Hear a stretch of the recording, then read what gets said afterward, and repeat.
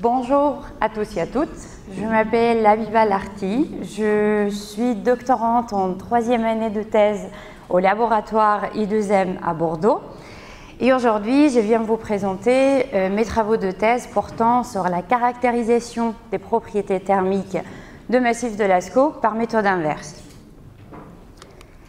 La grotte de Lascaux est parmi les plus célèbres découvertes archéologiques du XXe siècle. Elle a été découverte en 1940. Elle a ouvert ses portes au public en 1948 et elle accueille un grand nombre de visiteurs jusqu'à 1963. Cette grande affluence a par conséquence l'apparition des indices d'altération, comme par exemple la moisissure, des augmentations de CO2 et aussi la maladie verte. Afin de répondre à cette problématique, il y a plusieurs recherches qui sont menées. Le premier, c'est un comité scientifique qui a été créé en 1963, juste après la fermeture, pour amener des recherches visant bien évidemment la conservation du patrimoine. Il y a un autre comité scientifique international en 2002. La problématique principale, c'est que les parois, en fait, l'évolution des altérations dans les parois s'est fait sans prendre en compte tout ce qui est l'environnement entourant la grotte. C'est pour cela qu'il est nécessaire de comprendre ce qui se passe à l'intérieur de la grotte, c'est-à-dire tout le processus interne, mais aussi tous les processus externes à la grotte. C'est pour cela qu'il faut faire intervenir plusieurs disciplines, comme par exemple la géologie et la géophysique, la thermique bien évidemment, et aussi l'environnement. Donc ici nous avons une coupe où vous pouvez vous familiariser un peu avec la grotte de Lascaux. Donc les différentes couleurs représentent les différentes zones de la grotte. Et en fait le massif qui entoure la grotte est considéré homogène de point de vue thermophysique dans le modèle thermique existant. Et c'est pour cela qu'il y a des autres études en géophysique qui sont menées au sein de laboratoires maintenant plus de 10 ans qui montrent que le massif est très hétérogène. L'objectif est d'affiner le modèle 3D thermique existant en prenant en compte les différentes propriétés thermiques de massif et les intégrer dans les simulations thermo-hydrauliques de la grotte. Pour ce faire, plusieurs étapes sont nécessaires. Donc ici, vous avez une coupe sur la partie de l'entrée de la grotte où vous pouvez voir la porte d'entrée, le sas 1, le sas 2 qui sont totalement cloisonnés, qui isolent parfaitement la partie ornée de la grotte et le milieu qui est hétérogène. Donc pour caractériser le sol, bien évidemment on ne peut pas utiliser des méthodes destructives, c'est pour cela que nous utilisons des méthodes non destructives en utilisant la tomographie de résistivité électrique.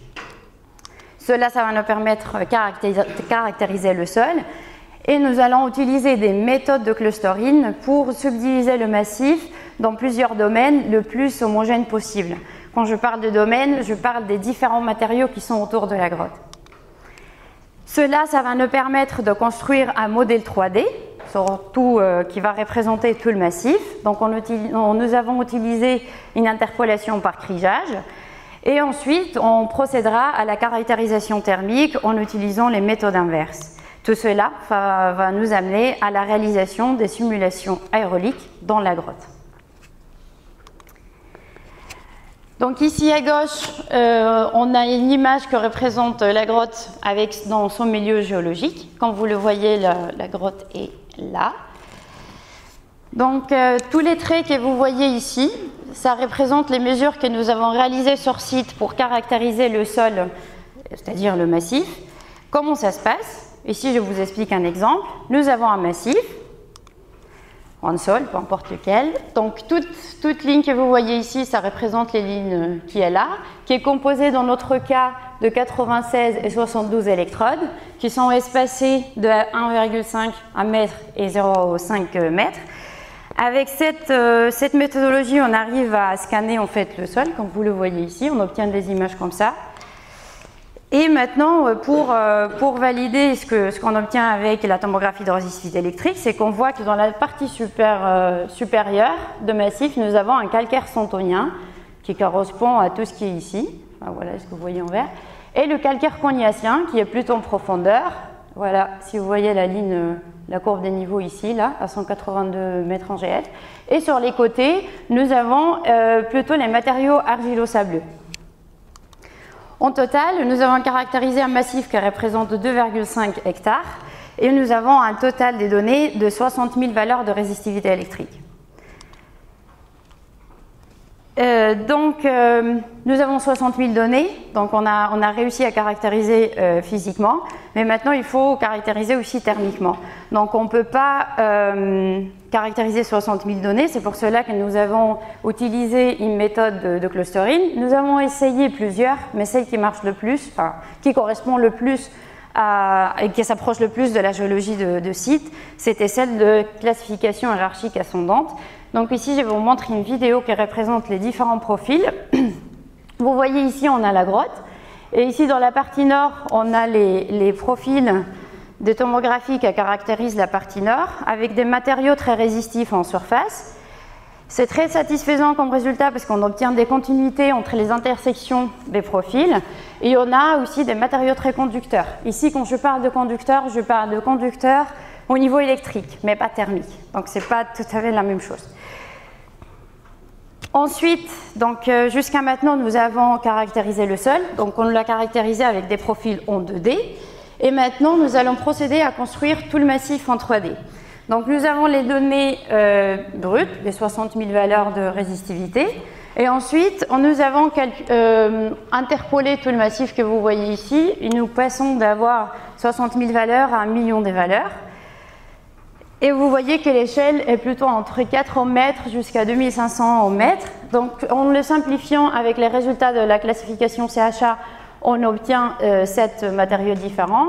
Et on retrouve un peu ce que vous avez, si vous avez toujours l'image de la géologie de site sur la première image. Voilà, ici, on a le calcaire santonien avec ses hétérogénéités en orange.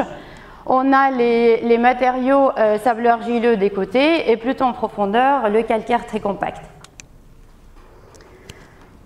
Donc, nous avons caractérisé le sol, nous avons construit le modèle 3D et maintenant on va procéder à améliorer le modèle 3D thermique existant que vous voyez sur cette image-là. C'est le premier calcul de simulation thermique qui a été réalisé en prenant en compte que le massif était composé d'un seul matériau, donc une seule diffusivité, il y en a D. Donc maintenant, nous, on va estimer la diffusivité thermique de chaque matériau, donc on a 7. Ensuite, nous allons calculer la simulation de la conduction thermique dans le massif. Et cela, ça va nous permettre de connaître la température en tout point de la paroi pour ensuite calculer la convection thermique. Tout cela, ça va nous permettre de localiser les ondes de condensation. Donc, forte chance que ça soit, que ça allait affecter les altérations des peintures rupestres. Pour caractériser chaque matériau thermiquement, nous avons besoin aussi des données thermiques. Donc c'est pour cela que nous avons ici encore la grotte, avec laquelle vous êtes familiarisés maintenant. Et nous avons des thermocouples qui sont positionnés dans différents endroits de la grotte. Et nous avons des thermocouples qui sont plutôt à 3 mètres de profondeur. Et nous avons des autres qui sont plutôt à 21,5 mètres de profondeur. Ces thermocouples, comment ils sont installés à l'intérieur de la grotte, vous pouvez le voir dans cette image. On a un thermocouple qui est à l'intérieur, qui est enfoncé dans la roche. Et on a donc qui récupère la température de la roche. Et on a un autre qui est plutôt qui récupère la température de l'air. Le système, l'équipement que nous utilisons aujourd'hui pour les mesures, c'est un système qui récupère la température toutes les minutes et de façon journalière. Donc on peut bien contrôler tout ce qui se passe à l'intérieur. Et il faut aussi savoir que la grotte est équipée avec des thermocouples depuis les années 60. Mais l'équipement que nous utilisons le plus maintenant, elle est équipée depuis 2012. Nous avons étudié l'évolution de la température dans tous les capteurs. Et nous avons constaté qu'il y a une influence des propriétés de la roche sur l'évolution de température dans chaque capteur. Donc ici, je vous montre un exemple. Comme vous le voyez, nous avons deux thermocouples qui sont positionnés à peu près à la même profondeur. Mais on voit que le thermocouple C4 qui se trouve sous des matériaux plus argileux, c'est-à-dire plus poreux, représente une température différente à celui qui est positionné, qui est localisé plutôt dans la zone sur un calcaire très compact, le H2. Donc pour obtenir la diffusivité thermique de chaque matériau, nous avons 7 matériaux à caractériser, nous avons choisi d'utiliser les méthodes inverses. Pour cela, il faut minimiser une fonction objectif pour calculer cela. Dans la littérature, souvent, cette fonction elle est basée sur la température mesurée. Sur ce graphe, nous avons les températures modélisées que nous avons réalisées en résolution 1D avec une seule diffusivité dans un milieu homogène et avec deux différentes conditions initiales, 2,60 et 2,80. Donc le massif il est assez avec ces conditions initiales-là. Pardon, oula. Donc ce qu'on observe, c'est que 0,2 d'écart en 2000 engendre un écart de 0,1 en 2013. Donc sur cette erreur sur la température initiale génère une grande erreur sur la température dans notre cas. Et c'est pour cela que nous allons chercher des autres options pour la fonction objectif. Donc ici, ce que vous voyez sur ce graphe, c'est la mesure des températures dans un capteur qui est positionné à peu près à 15 mètres de profondeur. Nous avons utilisé la fonction en se basant sur le déphasage. Comme vous le voyez ici, le résultat n'est pas très satisfaisant parce qu'on obtient une amplitude bien plus importante que celle qui est mesurée. Nous avons utilisé l'amortissement d'un autre côté, donc on s'améliore au niveau d'amplitude d'onde. Par contre, nous avons toujours un déphasage entre ce qui est mesuré et ce qui est modélisé. Nous avons donc choisi d'utiliser les deux paramètres, le déphasage et l'amortissement. Donc de ce tableau, vous pouvez voir les différents déphasages et amortissements de tous les capteurs. Comme vous le voyez ici, sur les capteurs qui sont moins profonds, on a un déphasage d'environ 6 mois. Tandis que sur les capteurs qui sont plutôt profonds, nous avons un déphasage d'environ 1 an. Mais bien évidemment, on a plus amorti en profondeur que proche de la surface. La méthodologie de résolution que nous avons utilisée, c'est que nous avons initialisé le calcul avec 7 diffusivités différentes, en appliquant l'équation de la chaleur pour obtenir la température modélisée. Nous avons calculé la fonction J en utilisant l'algorithme de Nelder-Med et tout cela à chaque fois pour obtenir des nouvelles diffusivités jusqu'à convergence. Pour réaliser tous ces calculs, nous avons utilisé le logiciel open source qui est développé au sein de laboratoire I2M Notus. Nous avons eu besoin de 32 processeurs pour ce calcul-là parce que nous sommes sur un massif rocheux. Et chaque itération, ça prend environ 4 heures de calcul. Mais en tout, pour obtenir des résultats qui convergent, ça a pris quelques mois de calcul. Et nous avons un maillage de 3 millions de cellules. Voici les résultats que nous avons obtenus pour chaque diffusivité. Comme vous pouvez le voir, hormis la classe 4, qui est plutôt ici, là, qui représente une faible diffusivité thermique, la classe 5 et 6, que vous voyez là, représente une diffusivité plus conductrice. Et donc, dans les zones est-ouest, nous présentons des diffusivités plus faibles. Donc, c'est pour cela que, généralement, les capteurs qui sont positionnés dans ces zones-là sont plus amortis que ceux qui sont en profondeur. Donc, voici les résultats de la modélisation. Nous sommes très satisfaits avec les résultats obtenus parce que c'est très, très proche de ce qui était prévu. Et ici, nous avons une vidéo où je vous présente la simulation de la conduction dans le massif rocheux sur 8 ans. Et comme vous le voyez, dans la partie dans laquelle, bon, les couleurs, ça ne se voit pas très bien, mais c'est pas grave, la partie dans laquelle la grotte est développée est toujours entre 12,5 et 13 degrés. Pour conclure, la méthode de clustering CHA, ça nous a permis de partitionner le massif en différents matériaux. En utilisant l'interpolation Packrisage, nous avons pu construire le modèle 3D. Et la caractérisation thermique, ce que nous avons obtenu en utilisant l'algorithme de Neldermed, ça a été très satisfaisant, c'est qu'il nous a permis ensuite de calculer la simulation de la conduction dans le massif, d'en connaître la température en tout point, pour ensuite calculer la convection, que vous avez pu peut-être voir sur le poster de mon collègue.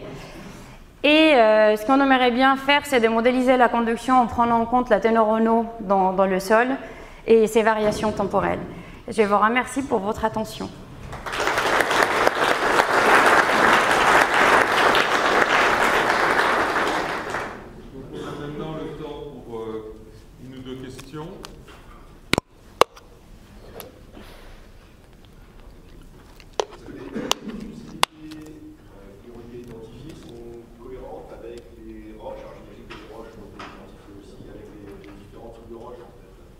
Alors, sur la grotte de Lascaux, on ne peut pas faire des prélèvements, malheureusement, sur le sol.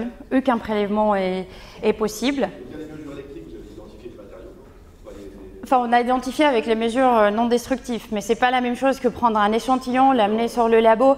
Nous nous sommes basés sur un peu la littérature, parce que c'est des calcaires, sauf que le calcaire, il est très large. Donc, normalement, c'est des données très proches de la littérature qu'on avait trouvée. Précision. Merci.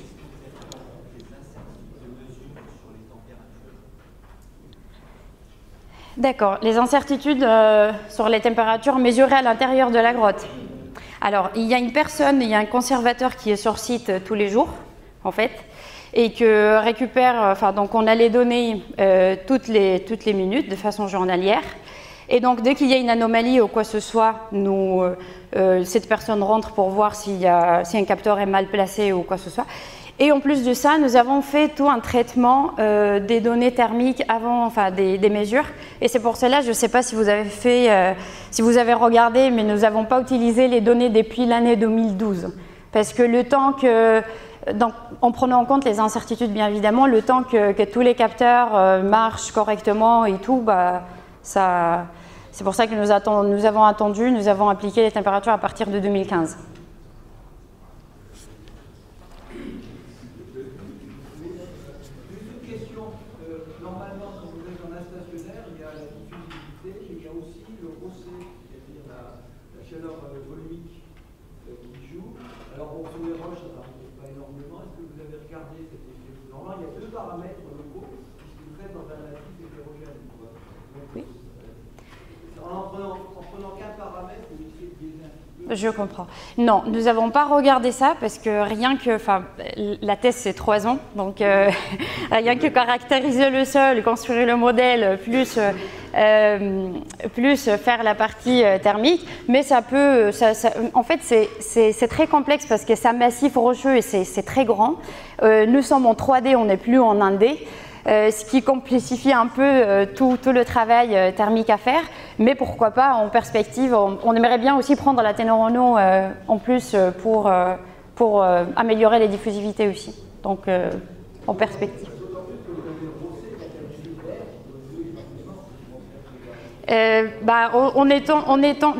Sur le massif, oui, parce que c'est un massif, on est dans le karst, donc c'est poreux, donc oui, mais pour le simuler en perspective, peut-être postdoc ou une autre thèse. Et la dernière question. Oui. Il y a Marseille. Merci pour cet exposé très rafraîchissant. Merci. Vous annoncez des températures, donc ça reprend un peu la question de base. Vous annoncez des températures avec 2 chiffres après la virgule, donc au centième. Je suppose que vous devez avoir des convertisseurs analogiques digitaux extrêmement pointus. Hein, je ne sais pas si c'est du 16, du 24, et que vous avez des temps d'intégration qui sont extrêmement longs, non? Oui, mais en fait, c'est moi qui ai choisi de choisir 2 chiffres après la virgule. Mais les données que nous récupérons, je ne sais plus maintenant, j'ai plus le chiffre en tête. Mais nous avons fait avec, comme on a pu en fait, parce que dans la littérature, on n'a pas beaucoup d'informations sur ces processus en fait. Je ne sais pas si j'ai répondu à la... Ces données, vous les récupérez du conservateur? En fait, c'est un conservateur qui est sur le site. En fait, la grotte, elle est pas instrumentée qu'avec les données de température. Elle est instrumentée avec 160 capteurs différents. Donc là, le conservateur, il nous envoie les données tous les mois, en fait, et tous les jours.